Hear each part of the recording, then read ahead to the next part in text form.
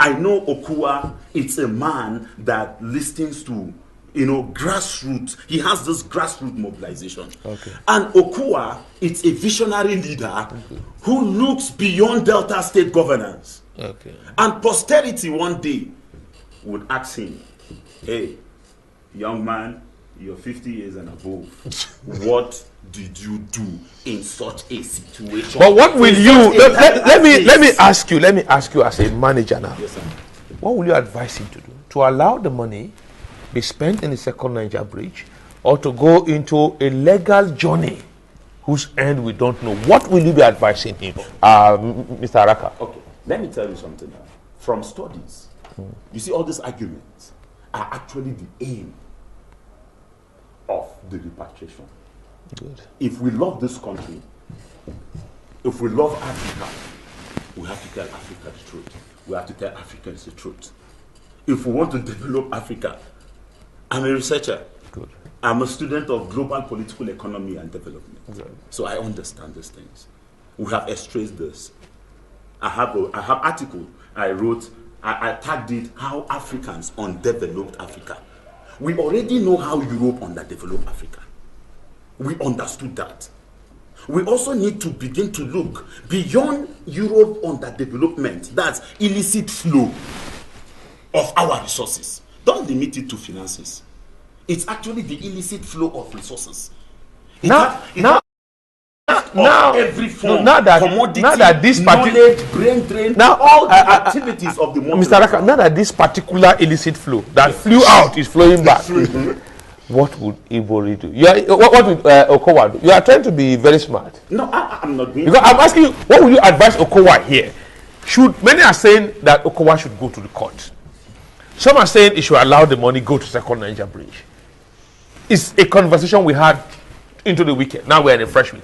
What will you be telling Okowa? I am telling Okowa to go for alternative dispute settlement. Okay. I mean, himself and the AGF will sit. Sit down with the AGF, gather some consultants, sit down with them, they negotiate these things out. But provided that everything recovered is channeled back towards human capital development. Sincerity of purpose now. If it is going to second Niger bridge, let it be emphatically, let it be glaring that it went there. If it is going to the development of hospitals, look at hospitals in Delta State. Any emergency in Delta State, how many hospitals do we have in Delta State that is 3G, 2G? How many hospitals in this country have ventilator?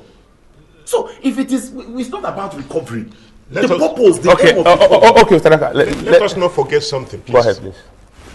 $15 million, supposedly Delta State money, was forfeited permanently to the federal government by the force of law, the ruling of Justice Gabriel Kolawole.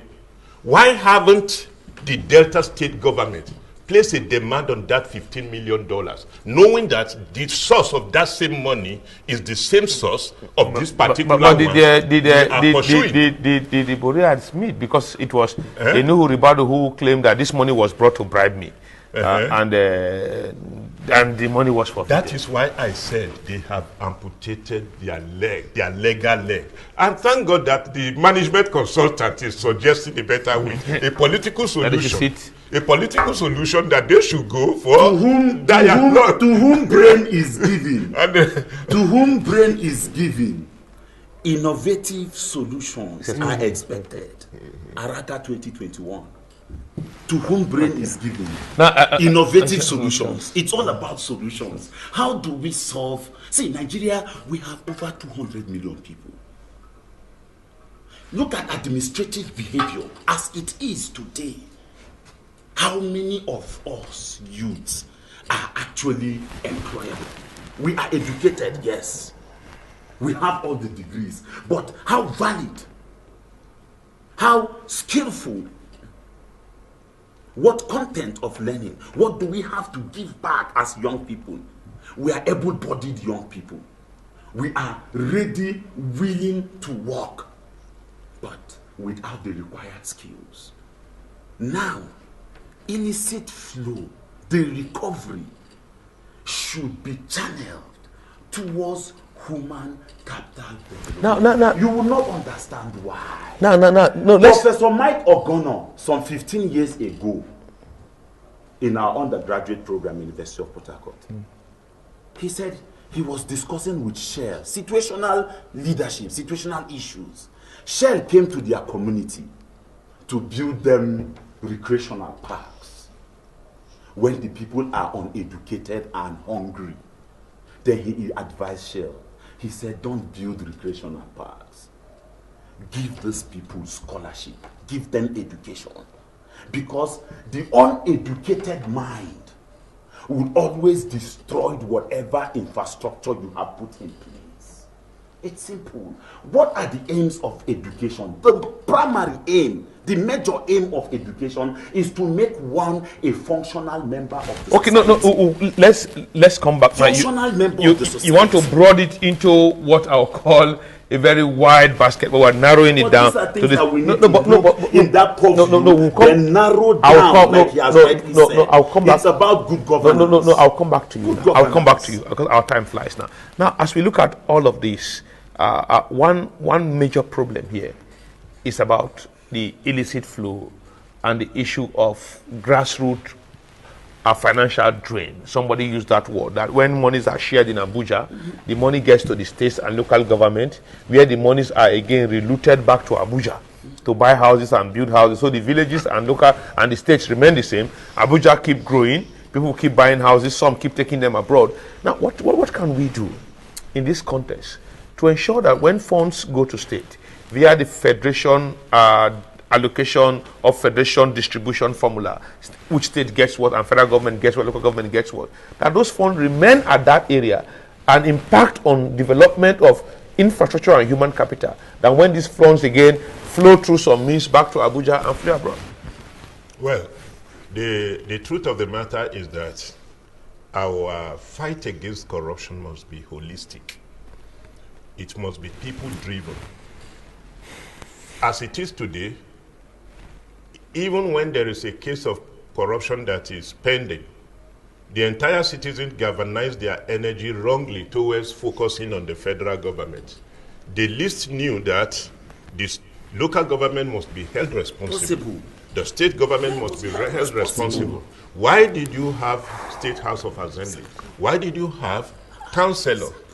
All of this. Okay, look at this strength and energy galvanized by the National Assembly, the House of Reps, to say the federal government's put a stop on the money and that kind of a thing. I wonder how they got to arrive at that swift thing. Whereas the bill on expeditious trial of corruption has been lying down there since 2009 and reinvigorated and represented in 2015 to them, they have looked away from it. They have not attended to it, making the fight against corruption so cumbersome from the table of our judicial system.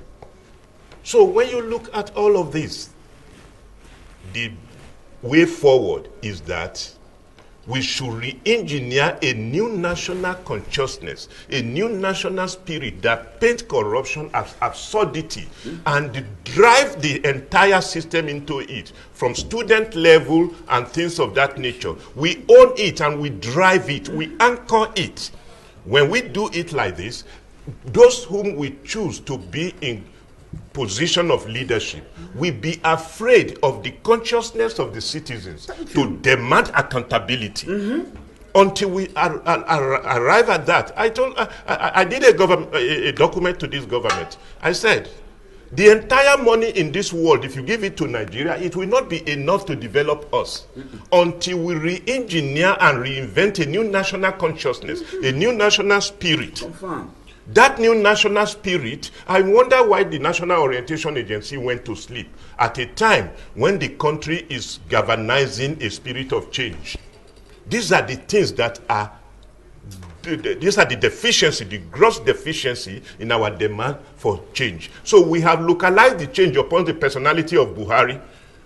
We have clothed Buhari with the change, and we have all stood back and say, let us see how much he will achieve before he goes. But we forgot to know that it is our fight, and we must own it. This is the problem. Okay, Mr. Raka, now, how do we stop? How do we stop this illicit financial flow? It's very key. It's very central. How do we stop it?